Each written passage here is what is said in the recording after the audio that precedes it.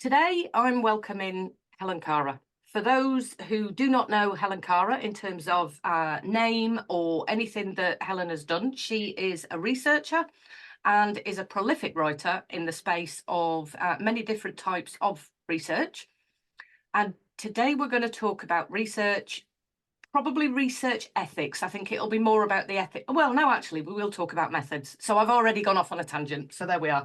We've started where we've started where I've gone off on one. So first of all, Helen, would you like to tell everybody about your research?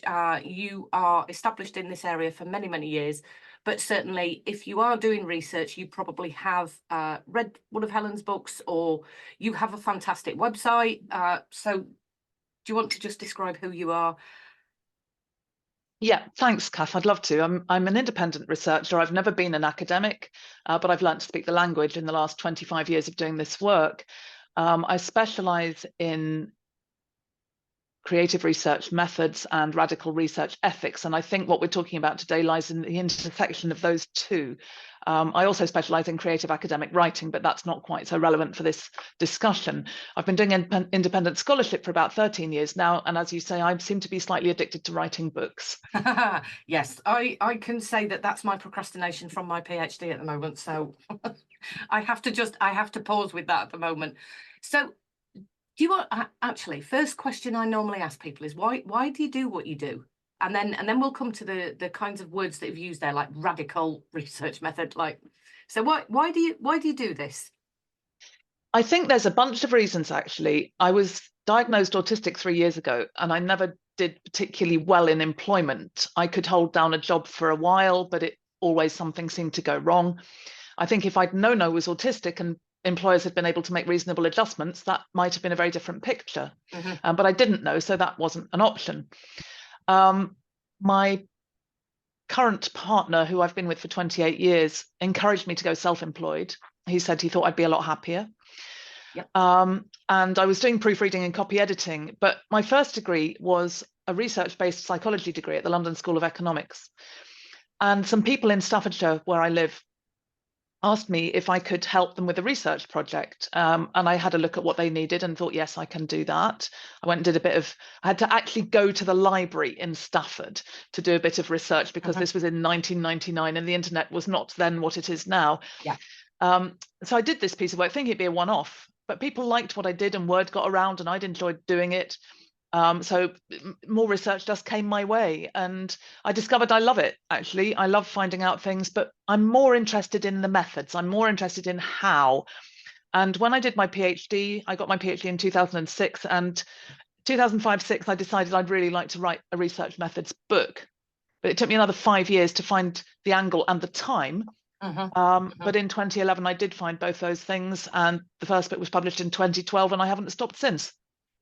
Yeah. Okay. So the reason we're having the conversation today is because of a LinkedIn post in terms of somebody else who is a researcher, does another person who writes a lot and brings really important questions to the table. So this was Petra Boynton's post, and I kind of jumped in on the way in which ethics is a broad part of research. But one of the things that it seems to have been missing in the last, I don't know, since ad infinitum's beginning, is this idea of people doing research on sensitive topics.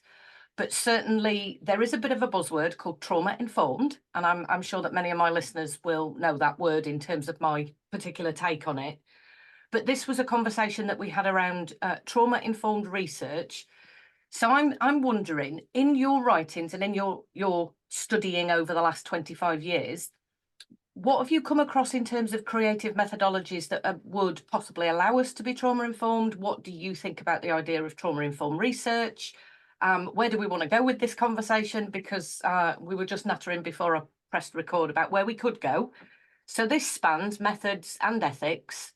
So what would be your initial thinking around methodologies and the approach we're currently taking that might not necessarily be trauma informed? Well, one thing I'm seeing in the methods literature, and indeed I'm currently writing about myself as well, is a bit of a shift from the conventional and quite paternalistic way of doing research, where a researcher comes in and says, this is what we're doing, will you take part? And the participant says yes and does what they're told, or says no and goes away. Yeah. We're seeing a shift away from that to participants being given a lot more choice, a lot more agency within the research process. Now, clearly that's not always possible. For some research, you actually do just need people who will give you a blood sample or who will, just do whatever the specific thing is. But in a lot of research, there is a lot of scope for giving people choices, and these can be quite small or quite large. They can be in one area of the research or many. There's loads of scope. So for example, let's take a very simple example. Interviewing, qualitative interviewing is one of the most popular research methods. Yeah. And conventionally, you'd sit in a room with someone you'd never met before. So you're eyeball to eyeball, you talk to them and they answer their questions and then you're done. But now what I'm seeing is people being offered choice of method. So maybe face-to-face or online or telephone or email, you can do interview or instant messaging. You can do interviews through all of those. And if it's online, you can do it camera on or camera off. Some people are more comfortable with one, some with the other. This makes research a lot more accessible, but also choices within the research process. So people are starting to use methods like the mosaic approach is a very popular one with young children. That's from 2001. The National Children's Bureau, Clark and Moss, devised this method, which was actually a lot of different methods that would all come together to produce findings. Yeah. And cultural probes is another. That's come out of design research, where the researcher will produce a set of artifacts, like maybe a postcard, a little journal, a notebook, can be all sorts of things, and give them to participants nicely presented for participants to engage with whatever they want in whatever way they want. There aren't rules. It's not like you have to do all of these things. It's like, here's a set of stuff, do what you want to do. So that gives participants a lot of choice and agency. Now, this in itself is not trauma-informed research, but I think it's a very positive move in terms of research methods, which will dovetail nicely with the ethical trauma-informed approach. And indeed, I've seen examples of that already happening. Like, for example, in the Bloomsbury Handbook of Creative Research Methods that I edited, which was published in January of this year, 2024, there's a chapter by Ruth Moyes, who has worked with autistic girls who are excluded from school. And she has done exactly this, really offering lots of choice. And she found that it made it easier for these really quite traumatized girls, because, autistic girls get excluded from school for, traumatic reasons, made it much easier for her participants to take part, and enabling them to do that in a way that was comfortable for them. And you get better results as well. You get better findings. Everybody has a better time. Why do we not do this? It feels like a no-brainer to me. Yes. Yeah. Well, I mean, that's the term that I'm certainly pushing in terms of, for me, working with children in a therapy room. One of the things that we have to do is take care of the client. We have to be very careful that we are not re-traumatizing. And when I went across to do the ethics application for my PhD, of course, I've interviewed around a very difficult topic, and I was using this word trauma-informed. And what I actually found was it seemed like the ethics department didn't know what that meant. And what I ended up having to do was almost an annex about what is trauma-informed and how it includes safeguarding, making sure that the questions weren't provocative, but they were evocative enough that we could get some of the data. But then also what I would then do to take care of the children after we'd had the conversation, and how I would be back in contact with the schools, etc., etc. And it's really interesting that and we won't make it a focus on children here, although it seems to be with children that I've got my gripe in terms of where I'm not seeing what I would call trauma-informed research, particularly in the domain, as I was saying before about press record, particularly around working around online lives and what children engage with, because we're in a space at the minute where we're trying to understand online harms, but in trying to understand online harms, we're going and asking people about harmful experiences, which I find both fascinating and really frustrating, because I don't see much of the kind of creative methodology that comes in. It seems to be surveys done in schools with children sitting at computers, maybe, sitting with their friends, looking across at them. And it feels very much like I suppose when somebody goes in to teach a lesson, so this is my background a long time ago, PHSE, going in sex education, and I would be looking at the material and watching children have what I call a crumple moment, where it would be, that child has just made an association with this material. And, it might be a conversation around condoms. And at that point, all the other children are talking, and yet there will be children and we know this from statistics on child trauma. So why do you think we don't do that? Why do you think this is not part of the ethics? Or I'm really holding on to the idea about your radical approach earlier that you mentioned. So why do you think we don't do this as part of the ethics, as part of the training? Well, I think one reason is it's quite a new approach in research. Most of the literature on trauma-informed research is from this decade, which is barely in its 4 years old. It comes from trauma-informed care, which developed in health and social care settings, but it's made its way into research really quite recently. So I'm not surprised that your ethics department didn't know about it, because ethics departments tend not to be up to date with the latest developments in the field. Which is unfortunate. And ethics departments themselves can cause harm and would, I think, do well to adopt a trauma-informed approach, but that's perhaps a slightly tangential discussion to the one we're having today. That'll be one that we take up afterwards, in terms of how can we, because, well, if I just think about that phrase trauma-informed, I'm seeing it in the space of healthcare. I see it in the space, so I'm part of a West Yorkshire trauma-informed approach to have a county-wide thinking about being trauma-informed, and yet I don't see it in the research. I don't see it in when we're going out and we're working with the participants, how we would do that in a trauma-informed way. We do have a trauma-informed lens, and I'm beginning to see that this word trauma-informed is as nebulous as it is succinct, and I'm not entirely sure we all know exactly what it means. So for us having a conversation here, how would we get people to become trauma informed, and what would that mean? Because I'm not sure that informed would actually change anything. I wonder if trauma aware, trauma responsive. Maybe so. I mean, terminology is always contested, isn't it, in these, particularly in these kind of frontier fields. But what I'm seeing in the literature, and I should make it clear that trauma-informed research is not an approach I've used myself yet, but it's an approach I've learned about from the literature in order to pass that learning on to other people. As I do quite a lot of mentoring for people who are leading research projects on methods and ethics. And this approach seems particularly useful. In fact, I found out about it when I was doing research for one of the clients I'm mentoring a couple of years ago. And one of the things I think is particularly important to mention, I mean, you talked about working with children and the importance of keeping them safe, which clearly is a really important thing. But one of the things I like a lot about the trauma-informed research approach is that it's an approach that includes everyone. It's a fully holistic approach. Yeah. So it takes account of the researcher's own potential for trauma and re-traumatization. It doesn't change the essence of good practice in research, but it requires an awareness from the researcher, and ideally everyone else as well, of the existence of trauma and the potential for triggering or re-triggering that trauma. So when we talk about trauma, I think people often perhaps struggle to understand what that might mean. And the working definition I use at the moment is the sustained effects of harmful events or experiences, which may be extraordinary, such as disasters, violence, accidents, or they may be ordinary, like neglect or microaggressions.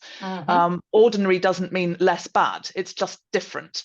And the implication here is that extraordinary experiences lead to acute trauma, whereas ordinary experiences lead to chronic trauma. So if you've experienced one microaggression in your life, it's probably not going to traumatize you. It's the repetition of microaggressions coming at you that lead to chronic trauma. There's also relevance here around vicarious trauma. I can't watch horror movies. I just find them, I have nightmares for weeks. And we need to recognize that trauma is really, really prevalent. You could be doing research with adults on such an innocuous topic as domestic crockery, and you could start talking about teapots and your participant could burst into tears and you wouldn't know why till you asked. And then you could find that the last gift their mother ever gave them before she died was a teapot, and she died last week. And so clearly they're not ready to talk about teapots. So we really need to understand that it's very prevalent, but also that it's not necessarily a thing that once someone is traumatized, they're traumatized forever. Some of us can and do move past states of traumatization. So it's something that needs to be self-defined. People know if they're traumatized by something. They know, and they need to be able to say that. And we need to trust them on that and listen and respond and hear and be aware that we too potentially are traumatized in some ways. So the key principles of trauma-informed research, there are sort of 5 key principles. One is safety, which you've already said. We need to keep everyone safe. But it's a little different, because here what constitutes safety is defined at least as much by research participants as by researchers, if not more so.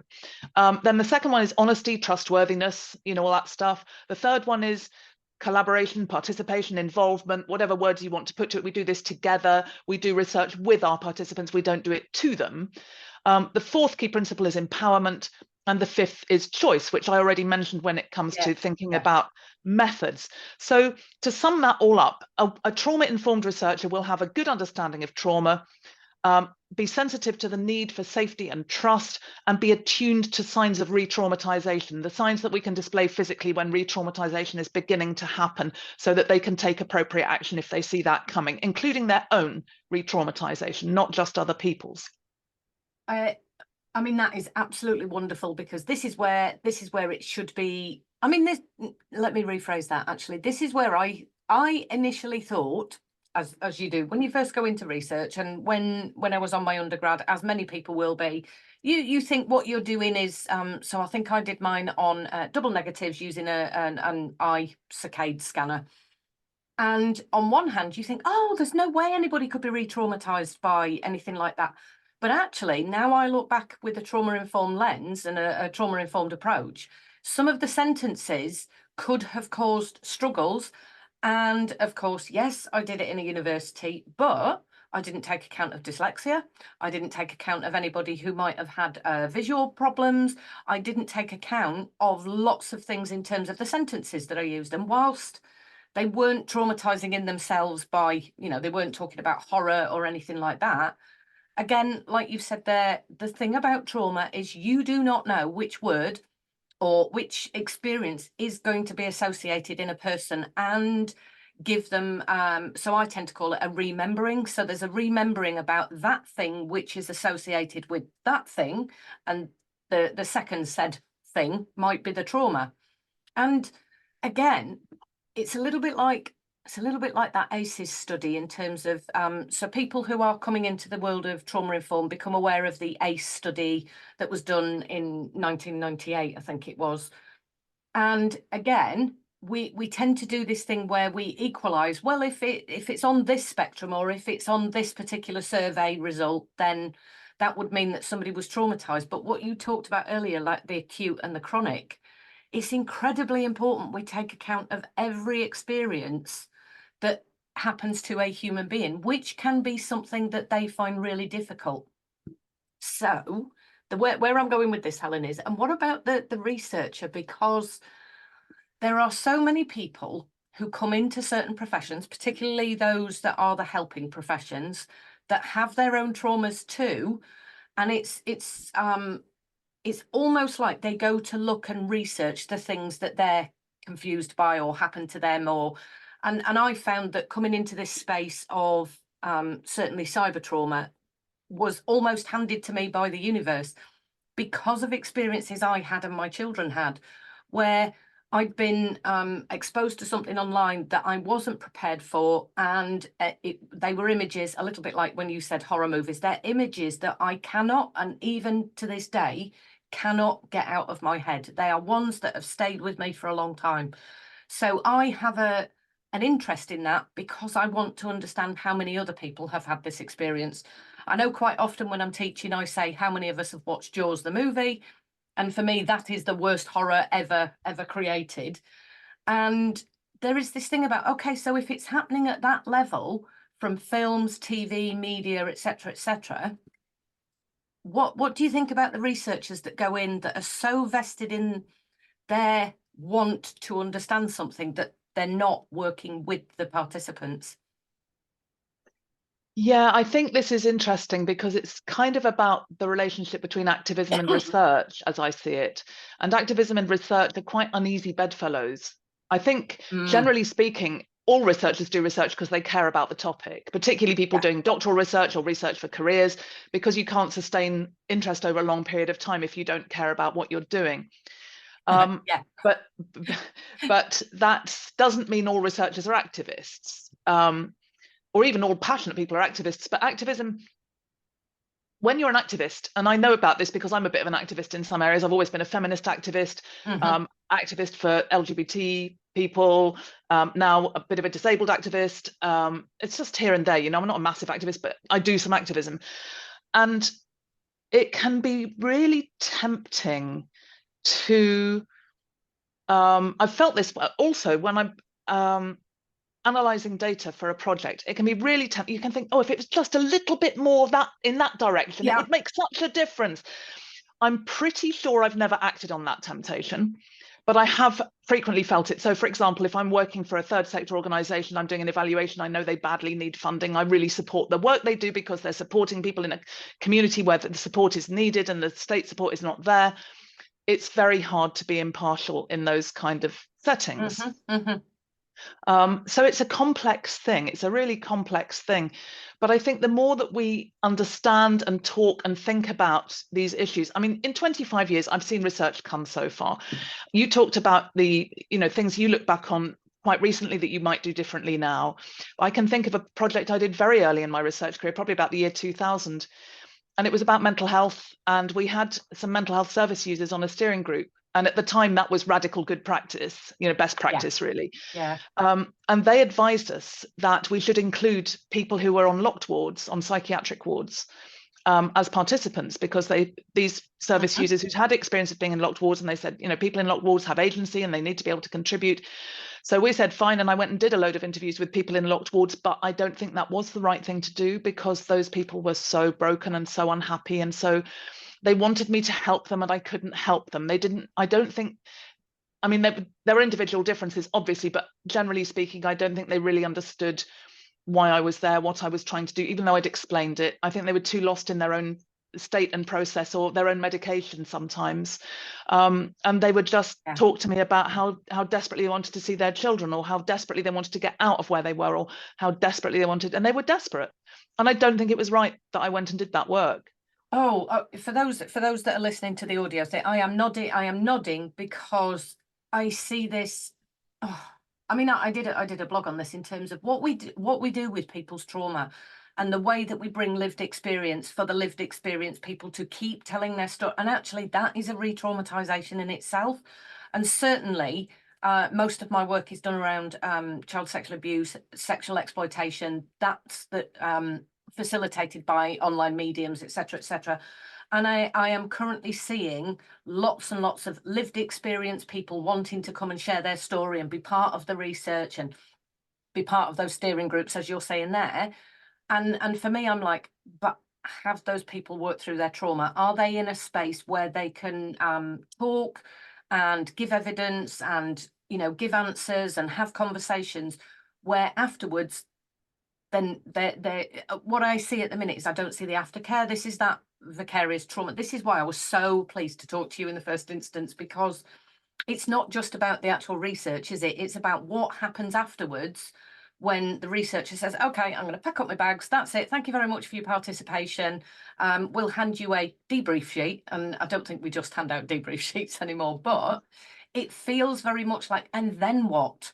Because trauma is something, particularly for those who don't know that are listening, if they're maybe teachers or something, that quite often trauma is that I've had my experience, I've said what I needed to say, and then I can't sleep for 2 nights because I'm whatever's going on is on a bodily level and I'm not sleeping and now I feel irritated and I'm not sure what's going on here. And it's that provision. I think this is what I was saying on Petra's post on LinkedIn, was it's the provision and the aftercare. So I don't necessarily see the lead up and I don't necessarily see the lead out either in terms of researchers coming in and doing what they need to do to get that material. But for me, lived experience people are important. certainly with what they bring, because they have the lived experience. But I'm just wondering if we do it too soon, too often, too much, or we don't provide the right kind of aftercare. So would that be part of, I'm just thinking about the work that you're doing at the moment, and I've now gone on to 3 different postdoctoral programs here in my head while I'm talking to you, in terms of how do we look after people in this trauma-informed research? Well, I think that's your points about lived experience are really key to this, because I think there's a danger of people with lived experience being in one compartment and everybody else being in the other compartment, and failing to recognize that we all have lived experience of something or other. We all have lived, we all have lived experience. Not all of us have professional experience, but a lot of us do. And I think that lived experience is rated, but it can be quite tokenistic, and it's not rated as highly as professional or academic experience. Let me give you 2 examples briefly. Yeah. I sometimes am asked to contribute to work on the grounds of my lived experience. And I was involved with a research network that was part of a clinical research network. So it was sort of NHS oversight. And we were advising researchers on their ethics on projects related to our lived experience. And it was really interesting. It was really great. It seemed well supported until I had a very traumatic experience with another group member who essentially attacked me, not physically, but in every other way. And I was not supported through that. I never went back to the group. It was never made safe for me to go back to the group. And the organization I was dealing with kept saying, oh, well, but our policies say this and our policies say that. And the person who attacked me basically manipulated the whole situation. This makes me sound like a terrible victim mentality person, which I can assure you I'm not. But on this one occasion, and I later found out that this person had done the same thing in other groups to other people, and it seemed to be a bit of a pattern for them. So that was very difficult, and I hardly got any support, to be honest. It was just like, we've got to go through a procedure, and then the procedure never happened, and that was the end of that. But also, I think there's other ways of traumatizing people with lived experience. From the other end, I was being asked to join in with a research bid on the grounds of my professional experience.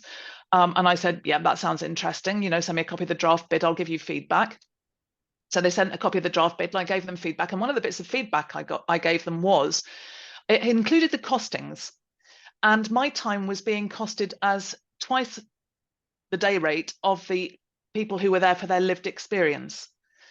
And I really challenged that in my feedback, and I haven't heard anything more from them either. But I was really unhappy about that, because I thought, why are we regarding one set of experience as worth less than another? It was a really tangible demonstration for me. I'd already written a piece about this. I was already feeling quite angsty about it, but it was a real clear illustration of the way that lived experience is given. It's valued verbally, but it's not valued financially or support-wise or organizationally, or it's an add-on, it's a bolt-on, it's a tick box. I'm really sorry that you've had those experiences, and I want to thank you for bringing them in this conversation, because those are incredibly important aspects, which is exactly what we're talking about here. I mean, talk about a visual indicator of your worth, or in this case, not worth. Wow, again, that's really hard. And I do see, certainly with my colleagues, quite often this idea of money becomes, and money is a huge issue for many people, and it ties back into poverty, the kind of money mindsets that exist within families. And certainly it's an incredibly big provocateur in this space. So my goodness, I am so sorry that was your experience, because what can you do other than look at the paper going, well, that's not bloody fair, because that must have been that was how I felt just then. I was like, oh, that's not okay. That's not okay. Certainly to put it into visual format. Oh my. So when we're thinking about trauma-informed research here, we have to think about every aspect. What is this going to be like with the participants' information sheets? What do we do? And I certainly found this in the PhD, that because I was asking questions, and it's now a huge part of the reflective discussion, is it tapped into shame for some parents, even though it has never come back verbally. I can absolutely see why certain parents were like, no, my child, no, never, not at all. And I get that. And we're living in a space at the moment, particularly, and I'll keep coming back to online harms again, because like we were talking earlier, it's my researcher bias. But certainly I am seeing that trauma and shame in this space is incredibly intertwined. It's incredibly intertwined in terms of what we're doing.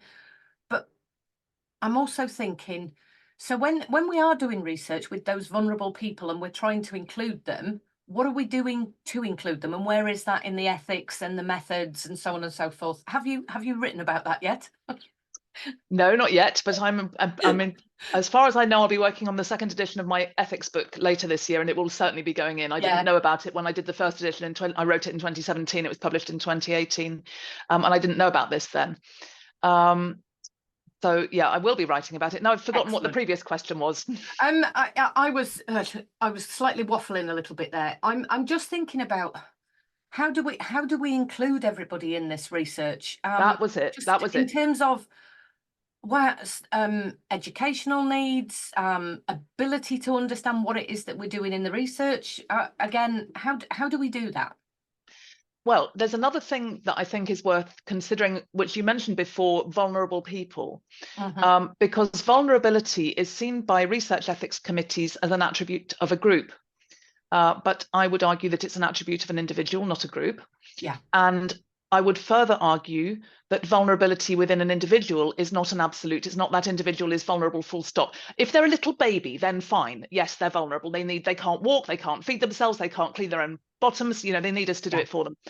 But other than that, levels of vulnerability vary. So an example I use in teaching sometimes is if you have a competent 12-year-old who has a single parent who has severe and enduring mental health problems and misuses drugs and alcohol, that parent is required to consent on behalf of their competent 12-year-old about whether or not they can take part in research. But actually that competent 12-year-old might be a better judge of their own risks and benefits to taking part than their parent may be, which is not to say that people with severe and enduring mental health problems and people who misuse drugs and alcohol cannot make good decisions, but you get the point I'm trying to make.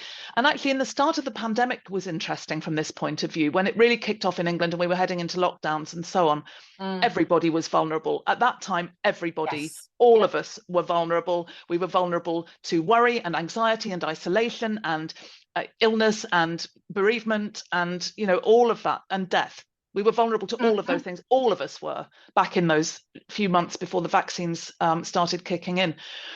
So vulnerability is a complex concept. And I think one of the things we really need to do is acknowledge the complexity rather than having this very paternalistic top-down approach saying that group's vulnerable, that group isn't. Because also we move in and out of vulnerability. If you have a white, rich, cis, male, most privileged person you can think of, and that person is newly bereaved, they're vulnerable. None of us think straight when someone really close to us has died. We can't. It's a massive shock we're trying to absorb. So vulnerability can appear in the most unexpected places and at the most unexpected times. And we need a really clear and good nuanced understanding of that to be able to do this trauma-informed work, I think. Well, I'm going to tell you one of the slides that I had, especially when I'm doing my online safety conversations, when I'm doing education, one of the lines, and it made the copy editors have a bit of a wobble, because I'd written in the book, vulnerability is both a noun and a verb. It is not just something that, you know, we have as a, I don't know, some sort of definition within, I don't know, financial literature or maybe from the government in terms of vulnerable children are and vulnerable adults are. The very fact, and I see this in terms of people who come to therapy for a reason. And quite often, you know, it's a bit of I suppose it's an in-joke with most people that secure people who are not vulnerable do not go to therapy. But actually, what they are managing is their vulnerability, and they've chosen not to go and see somebody in terms of to do talk therapy. They might be doing other things instead. But that level of vulnerability I see as a human trait. It is, like you've said there, it comes and goes. It can happen at any time. It can last. It can be very short. And I really, really liked your language. So I just want to make a point when people are listening back to this. When you talked about people who misuse drugs and alcohol, it was lovely to hear that is what we call trauma-informed language. in terms of it wasn't guilt or shame driven, it wasn't victim blaming. It is people who are, you know, misusing or substance users, because a lot of the terminology just in research alone I find quite difficult to read through.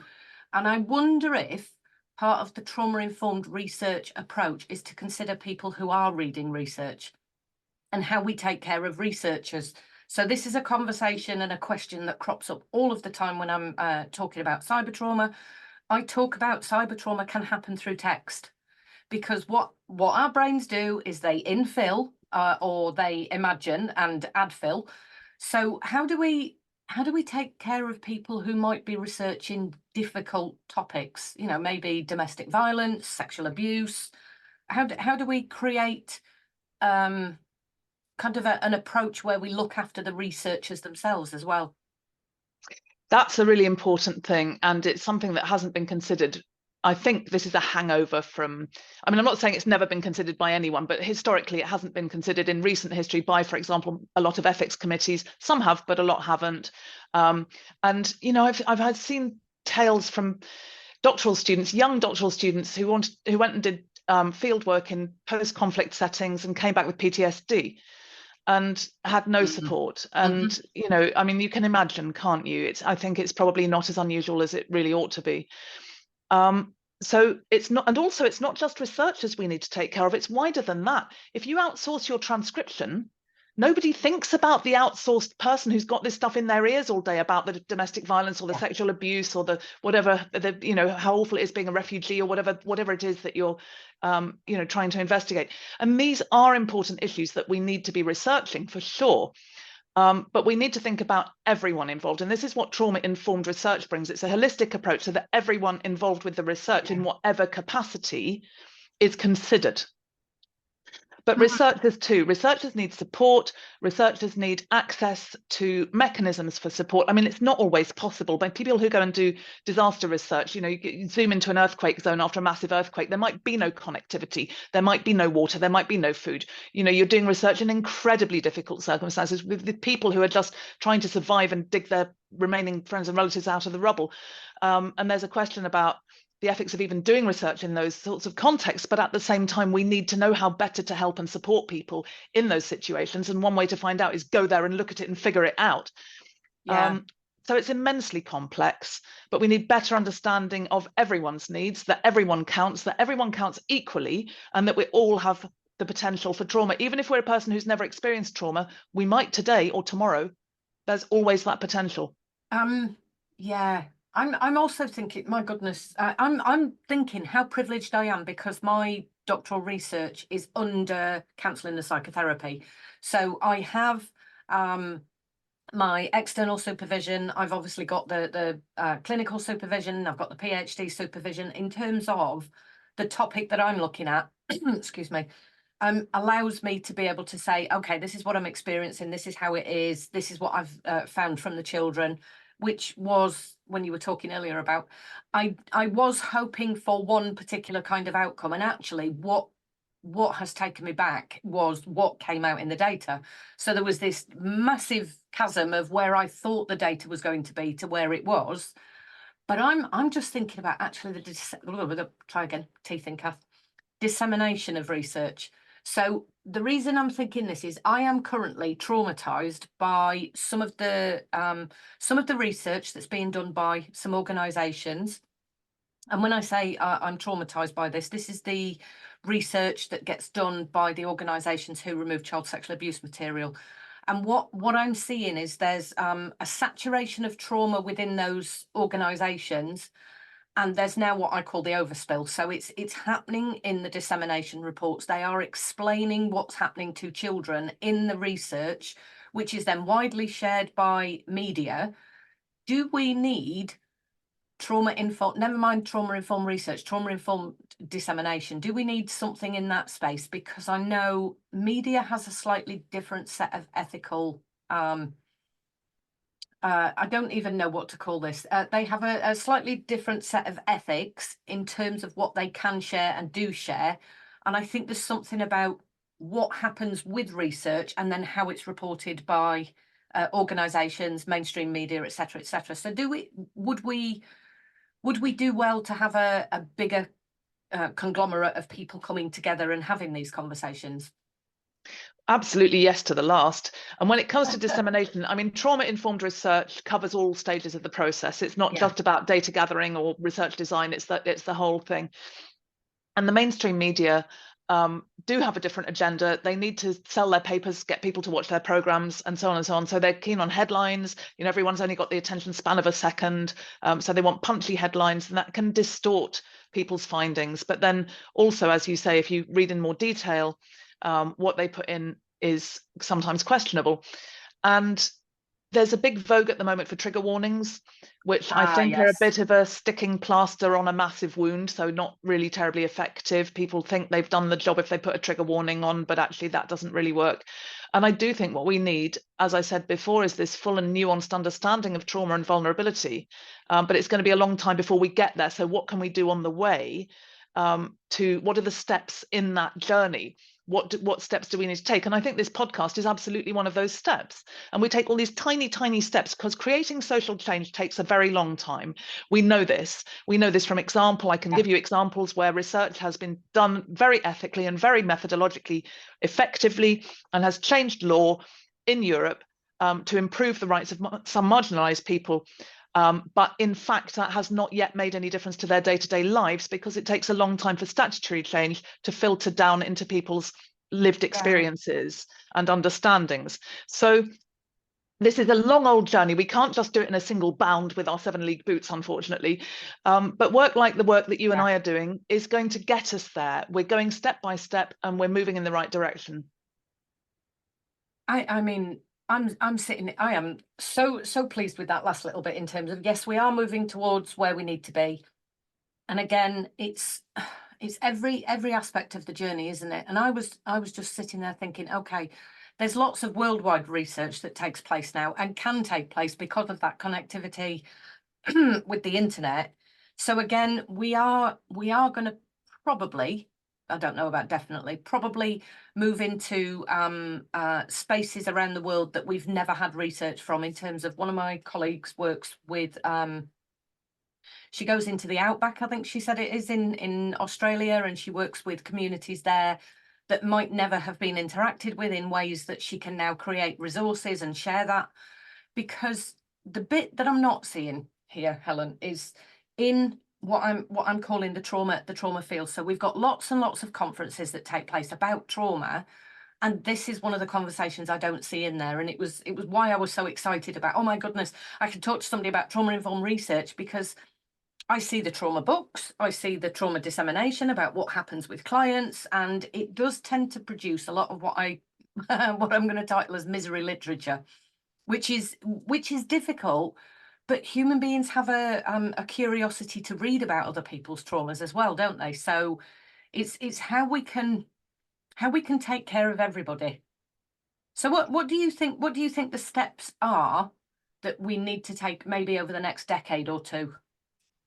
That makes it sound like it's really long. No, it probably is going to be really long. Yeah. I mean, I think the steps that we need to take are, I mean, it's hard to know what they all are, you know, because my crystal ball isn't that good.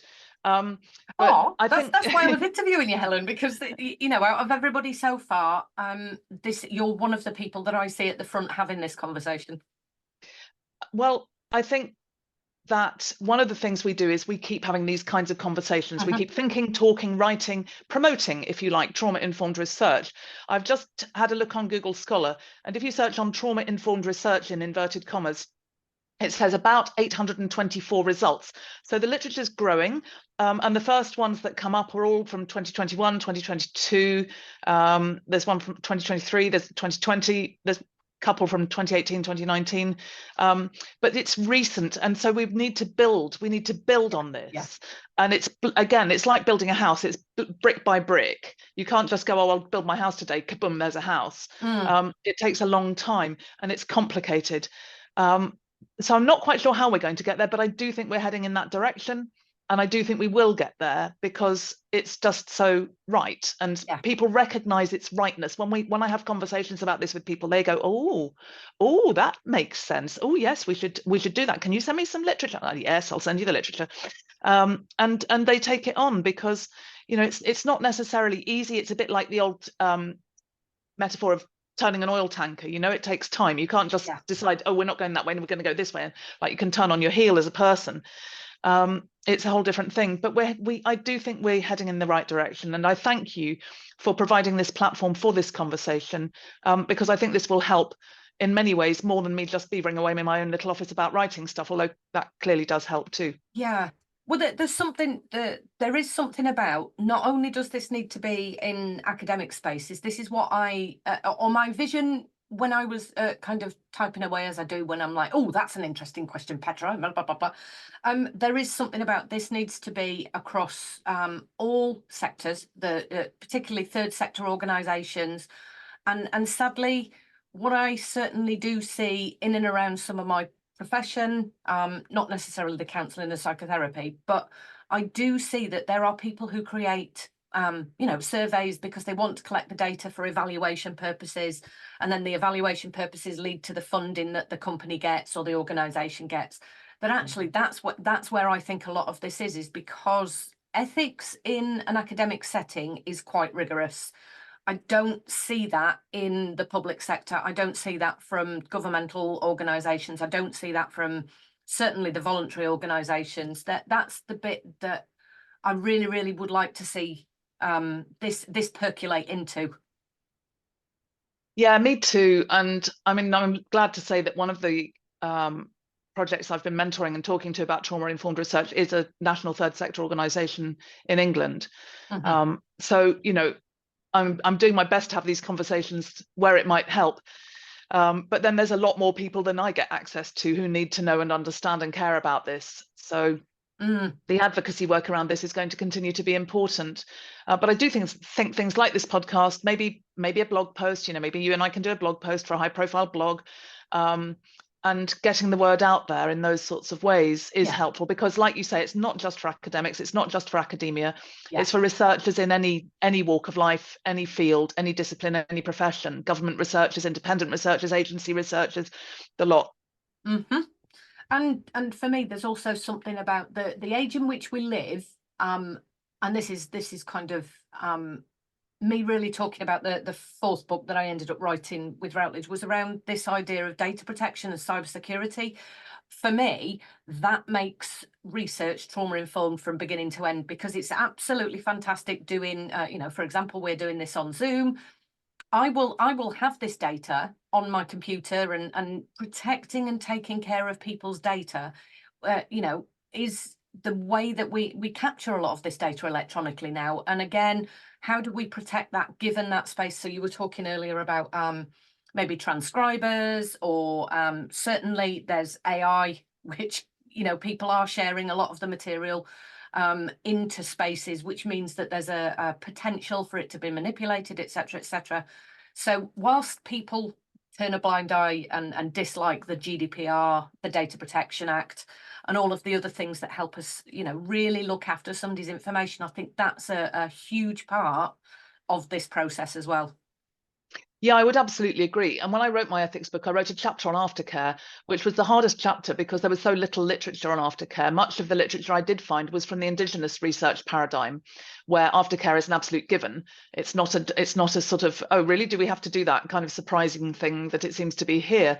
And I found then, from what I read and thought and understood, that aftercare was needed for participants and potentially others involved with the research, for data, as you've just said, and for findings, because research findings also need aftercare, in that if your findings from your project that you did 5 years ago, you realise are going to be relevant to a new population, I think as researchers, we have an obligation to then try to disseminate to that population, because something might have changed, new legislation, new understandings, something in the world, whatever. So findings too, I mean, often we do the dissemination and then we have this concept of research being finished in the Euro-Western paradigm. We're not clear about when the end point might be. Yes. But we do have a conception of finishing a research project, whereas in the Indigenous paradigm, in some communities, they argue that researchers need to take responsibility for the next 7 generations. And I think that's a really interesting way to look at our potential for accountability. And I think if we all had that perspective, I mean, I don't imagine we can just adopt that perspective wholesale, but at least we can give it some thought and think that our responsibility is not just till the money's spent or till the last publications come out, but it's way beyond then. Oh, I love that. I love that. In terms of just, I'm thinking here about intergenerational trauma. My goodness, this is a way that aftercare is not just this person, this lifetime. Oh my goodness, that is so, so lovely. That really is, in terms of 7. I mean, I'm just thinking epigenetics, we talk about three generations, but 7, my goodness, that takes care of everyone, doesn't it, for a long time. Yeah. And they take care of the ancestors too. The ancestors count as well. So it's looking in both directions, backwards and forwards. It's not just about us and our lives and we're all right, Jack. Oh, that, now you see that, I'm like, I don't know where that, you might have to send me that bit of literature, because that has just made me go, oh, that is what we need to do. That really is taking care of everybody along the journey. Wow. I think that would be a good place for us to come to a stop. Is there anything else you would like, and where can people pick up on your books, your website? Do you want anybody to know anything at this point in time? Are there any organisations that we need to go woohoo? Well, my website is at helenkara.com, so that's pretty straightforward, and there's loads of information on there about what I do and how I do it and why I do it. There's also a contact form if people want to get in touch, and there's a blog on there with a lot of stuff about independent research and ethics and methods and various things I muse about over the last 10 years. So that's fine. And just to say thank you so much for inviting me onto your podcast. And it's been an absolute joy to have this conversation with you today. I have thoroughly enjoyed this one, in terms of what we can do, what we need to do, and what we, without sounding like it's an injunction, what we should be doing. Thank you very much. Pleasure. Thank you.